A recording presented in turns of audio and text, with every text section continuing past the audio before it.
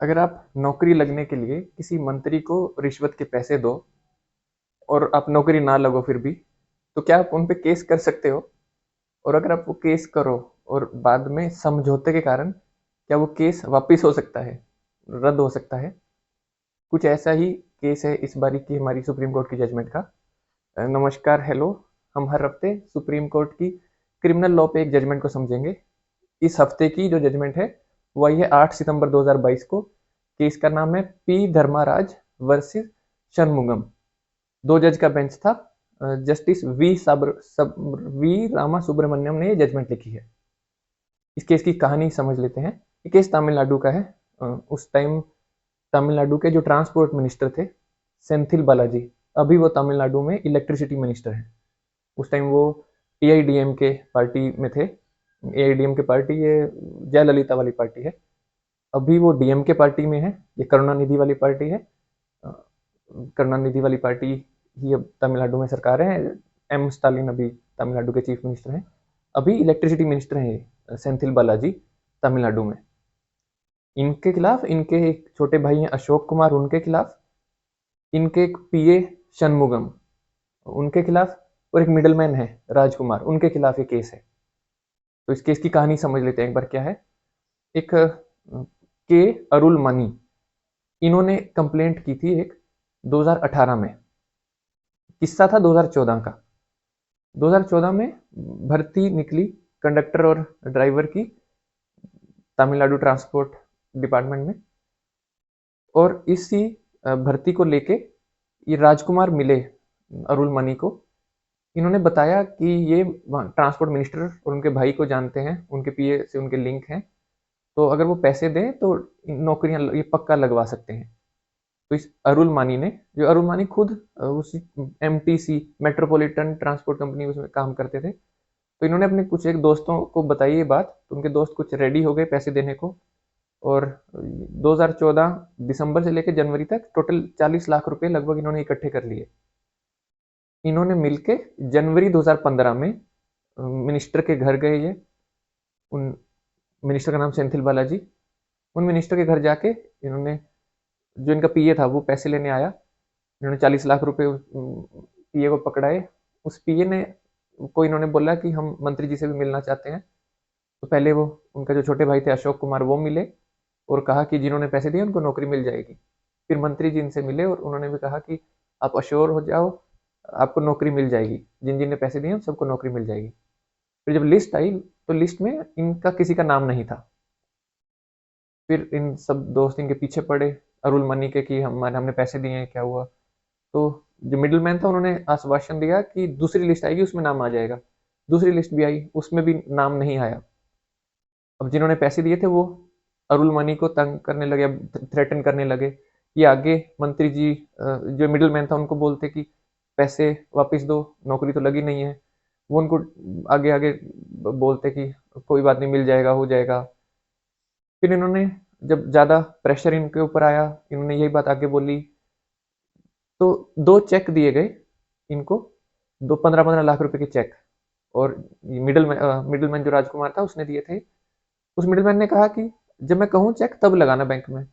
ये बैंक में गए पता करने की, बैंक तो अकाउंट में पैसे नहीं थे, इनसफिशिएंट फंड्स थे। तो दो चेक थे 15-15 लाख के, और कहा था कि 10 लाख रुपए मैं बाद में दे दूंगा, पर इनसफिशिएंट फंड्स थे। फिर जब और प्रेशर आया और थ्रेटन करने लगे इन पे, इनको लोग अरुण मानी को, तो उन्होंने यही बात आगे बताई। तो अब की बार मंत्री और उनके भाई और पीए ने कहा कि अब दोबारा आपने हमारे पास आए, आपका कुछ नहीं हो सकता, और दोबारा अब आए तो हम आपको और आपकी फैमिली को डिस्पोज ऑफ कर देंगे, मार देंगे। तो उन्होंने बताया, ये 2018 में लिख रहे हैं सब कुछ। तो अरुण मनी ने पुलिस में ये कंप्लेंट दी है कि क्योंकि वो उस टाइम पे एमएलए और मिनिस्टर थे तो वो कंप्लेंट नहीं कर सकते थे। अब वो मिनिस्टर नहीं है, इसलिए मैं कंप्लेंट कर रहा हूँ। क्योंकि ये ट्रांसपोर्ट मिनिस्टर थे 2011 से 2015 के बीच में, सेंथिल बालाजी। तो ये सारा किस्सा है जिसके आधार पे पूरा केस चला। तो इसके अंदर तीन पार्टीज हो गई इस केस में। पहली पार्टीज वो हैं जो कंप्लेनेंट साइड वाली है। दूसरी पार्टीज वो हैं जो अक्यूज हैं। कंप्लेनेंट वाली साइड टोटल 13 विक्टिम्स हैं। जो अक्यूज हैं वो चार हैं। कौन कौन? वो मंत्री जी सेंथिल बालाजी, उनका छोटे भाई अशोक कुमार, उनके पीए शनमुगम, और जो मिडलमैन था, ये 4 अक्यूज हैं। और वो लोग, ये थर्ड पार्टी हैं, वो लोग जो इस करप्शन स्कैंडल के कारण नौकरी नहीं लग पाए, जो मेरिटोरियस कैंडिडेट थे। अब सुप्रीम कोर्ट में मैटर आया है। सुप्रीम कोर्ट जो पी धर्मराज है, ये उनमें से एक कैंडिडेट है जो सिलेक्ट नहीं हुए मेरिटोरियस होने के बावजूद। तो इन्होंने सुप्रीम कोर्ट में केस किया था। क्यों किया? क्योंकि high court, Madras high court ने 2018 में ये एफआईआर दर्ज हुई थी, 2019 में चार्जशीट फाइल कर दी गई। एफआईआर दर्ज हुई थी ऑफेंसेस में, जिसमें क्रिमिनल ब्रीच ऑफ ट्रस्ट था, और 420 चीटिंग, और 506 क्रिमिनल ब्रीच ऑफ ट्रस्ट में 3 साल की सजा होती है, चीटिंग में 7 साल तक की सजा होती है, और 506 में 7 साल तक की सजा होती है। चार्जशीट के अंदर 409 आईपीसी भी ऐड कर दिया गया। ये मैं इसलिए बता रहा हूँ क्योंकि इनको आगे मेंशन होगा। 409 आईपीसी होता है जब कोई public servant criminal breach of trust करे। इसके अंदर उम्र कैद या 10 साल तक की सजा भी हो सकती है। उम्र कैद या 10 साल, ये दोनों मेंशन है। अब इन्हीं पार्टीज ने समझौता कर लिया, अक्यूज और विक्टिम ने, और उस समझौते के आधार पे हाईकोर्ट गए क्वेश्चन के लिए। ये शनमुगम जो है वो हाईकोर्ट गए थे। हाईकोर्ट ने क्वेश्चन कर दिया। हाईकोर्ट ने ये कहा कि क्योंकि बहुत समय बीत चुका है, 2014 का इंसिडेंट है, और इन्होंने आपस में एक झगड़ा सोल्व कर लिया है, तो इसलिए क्रिमिनल केस चलाकर कोई फायदा नहीं है, और क्वेश्चन कर दिया। पी धर्मराज, जो कि इस केस में पार्टी नहीं थे, वो सुप्रीम कोर्ट गए हैं। पी धर्मराज वो हैं जो, कुछ और कैंडिडेट्स भी हैं जो सिलेक्ट नहीं हुए थे, वो सुप्रीम कोर्ट में पार्टी बने। तो पी धर्मराज भी वो उनमें से एक कैंडिडेट हैं जिनका सिलेक्शन नहीं हुआ था, और वो इस करप्शन स्कैंडल से उनका कोई लेना देना नहीं था। तो 3 पार्टीज हैं मैंने बताया। अब सुप्रीम कोर्ट में अलग अलग वकीलों ने क्या आर्गुमेंट्स दिए। सबसे पहले तो ये जिन्होंने केस किया है पी धर्मराज, उनकी तरफ वाले वकीलों ने कहा कि it is shocking to see that bribe giver and bribe taker have consented to a compromise and high court has quashed the case। और उन्हीं के वकील ने कहा कि जो अरुल मनी है, जिन्होंने केस किया है, वो खुद एक पब्लिक सर्वेंट है, उन्होंने पैसे इकट्ठे किए हैं और मंत्री को दिए हैं। तो ऐसे मैटर में ये कॉम्प्रोमाइज या क्वेश्चन नहीं होनी चाहिए थी। और जो प्रोसिक्यूशन है, जो केस है, वो प्रिवेंशन ऑफ करप्शन एक्ट के अंडर चलना चाहिए था। अब एक और जो आरोपी हैं, उनकी साइड के वकीलों ने क्या कहा? उन्होंने कहा कि प्रिवेंशन ऑफ करप्शन एक्ट के ऑफेंस नहीं बनता है, और ये एक सिंपल मनी डिस्प्यूट है, और वो सेटल हो गया है, प्राइवेट डिस्प्यूट है।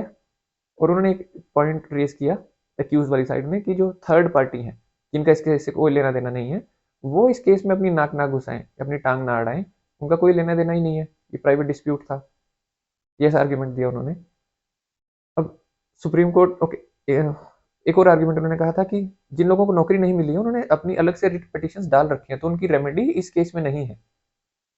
ओके, तो अब सुप्रीम कोर्ट ने इन सब आर्ग्यूमेंट्स को और पूरे केस को कैसे समझा और क्या एनालाइज किया? सुप्रीम कोर्ट ने 3 चीजें कही। पहली चीज, लोकस स्टैंडाई ऑफ 3 इश्यूज जिन पे सुप्रीम कोर्ट ने फैसला किया है। 3 मुद्दे हैं, इन बातों को 3 चीजों में बांटा सुप्रीम कोर्ट ने। पहला है लोकस स्टैंडाई ऑफ एप्लीकेंट्स, कि जो केस कर रहे हैं उनका लोकस स्टैंडाई। लोकस स्टैंडाई मतलब किस हैसियत से वो केस कर रहे हैं, जब वो अफेक्टेड ही नहीं है। पहला मुद्दा ये था। दूसरा मुद्दा, इफेक्ट ऑफ कॉम्प्रोमाइज, कि ये जो समझौता कर लिया है विक्टिम्स ने और एक्यूज ने, उसका क्या असर होगा। और तीसरा है कि क्या प्रिवेंशन ऑफ करप्शन एक्ट के सेक्शंस लगने चाहिए कि नहीं। तो सुप्रीम कोर्ट ने इन तीनों पे अपना फैसला बताया है, अपनी रीजनिंग दी है। सबसे पहले हम आते हैं लोकस स्टैंडाई वाली बात पे। अब लोकस स्टैंडाई कि किस हैसियत से कोई इंसान केस कर रहा है। सुप्रीम कोर्ट ने एक ACP crime branch job racket, उनका एक एफिडेविट था जो कोर्ट में दिया था, उसको पढ़ा। उसमें उस बताया गया था कि लगभग 22,600 एप्लीकेशन दी गई, 16,000 कुछ एप्लीकेशन आई थी, जिसमें से 12,000 लोगों को इंटरव्यू किया गया था, और टोटल 2200 लोगों को नौकरी मिली थी। लगभग 5500 कुछ लोग ऐसे थे जो मेरिटोरियस होने के बावजूद उनको नौकरी नहीं दी गई थी। और ये सब जो डीलिंग्स हो रही थी वो ट्रांसपोर्ट मिनिस्टर की वेबसाइट, उनकी ईमेल आईडी से, जो कि शनमुगम मैनेज करता था। ये सब उन्होंने एक एफिडेविट से पढ़ा है सुप्रीम कोर्ट ने, जो कि ACP crime branch job racket Chennai का दिया हुआ एफिडेविट है वो। अब सुप्रीम कोर्ट ने कहा कि जिन्होंने पैसे दिए और अपॉइंटमेंट नहीं हुई, सिर्फ वो ही विक्टिम नहीं है, बल्कि ऐसे मेरिटोरियस कैंडिडेट्स जिनका इस करप्शन से स्कैंडल से कोई लेना देना नहीं था, लेकिन क्योंकि वो लोग सिलेक्ट हो गए हैं जिन्होंने पैसे दिए हैं, तो वो भी विक्टिम हुए। अगर वो भी विक्टिम नहीं है तो फिर कौन विक्टिम होगा? सुप्रीम कोर्ट ने एक इंटरेस्टिंग सी बात कही कि ना क्वालिटी ऑफ पब्लिक सर्विस ये इनवर्सली प्रोपोर्शनल होगी कौन कितनी रिश्वत दे के नौकरी लग रहा है। यानी अगर कोई ज़्यादा रिश्वत दे के नौकरी लगा है तो उसकी पब्लिक सर्विस डिलीवर करना जो जिस काम के लिए वो है वो उतना ही कम होगा। तो इससे पब्लिक इफेक्ट होती है, पब्लिक सर्विस इफेक्ट होती है।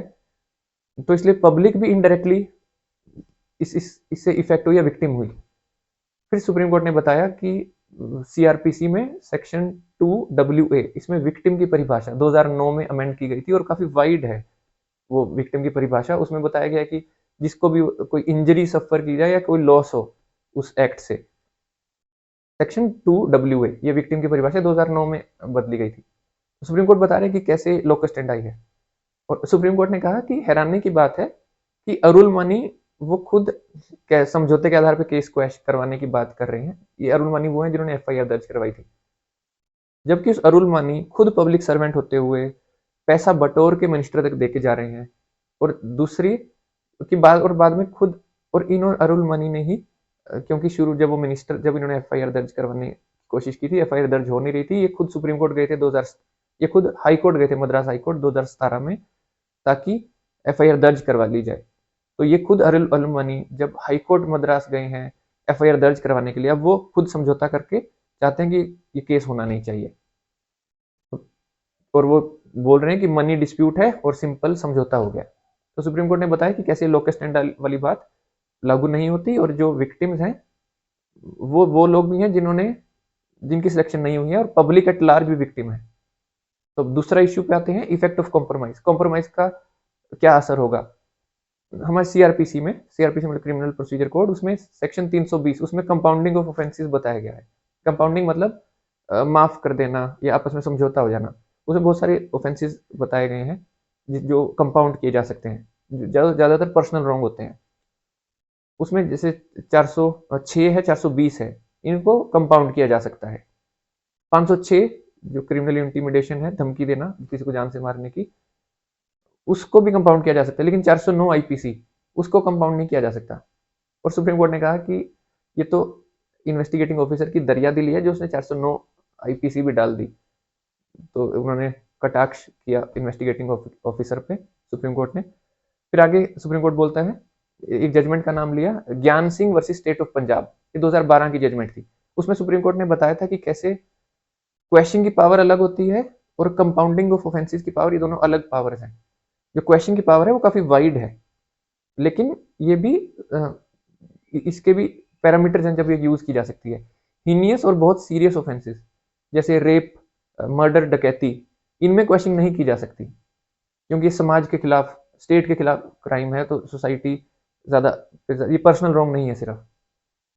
जैसे कोई अगर बिजनेस ट्रांजैक्शन हो या फैमिली डिस्प्यूट हो, वो पर्सनल रॉन्ग है, वो आप क्वेश्चन कर सकते हो। और करप्शन भी सोसाइटी के खिलाफ का एक एक्ट है, तो उसको आप क्वेश्चन नहीं कर सकते। तो एक और सुप्रीम कोर्ट की जजमेंट प्रभात भाई Ahir versus state of Gujarat, ये 2017 की जजमेंट है। जो ज्ञान Singh versus state of Punjab थी, ये 3 जज का बेंच की जजमेंट थी। तो नेक्स्ट जजमेंट एक और प्रभात भाई Ahir versus state of Gujarat, ये 2017 की जजमेंट थी। इसमें सुप्रीम कोर्ट ने कहा था कि इकोनॉमिक ऑफेंसेस जो होते हैं या ये फाइनेंशियल वेलबींग ऑफ स्टेट मतलब राष्ट्र के फाइनेंशियल वेलबींग के खिलाफ एक्ट होता है। ये समझौता या पर्सनल डिस्प्यूट नहीं है, ये समझौते के आधार पर क्वेश्चन नहीं हो सकता।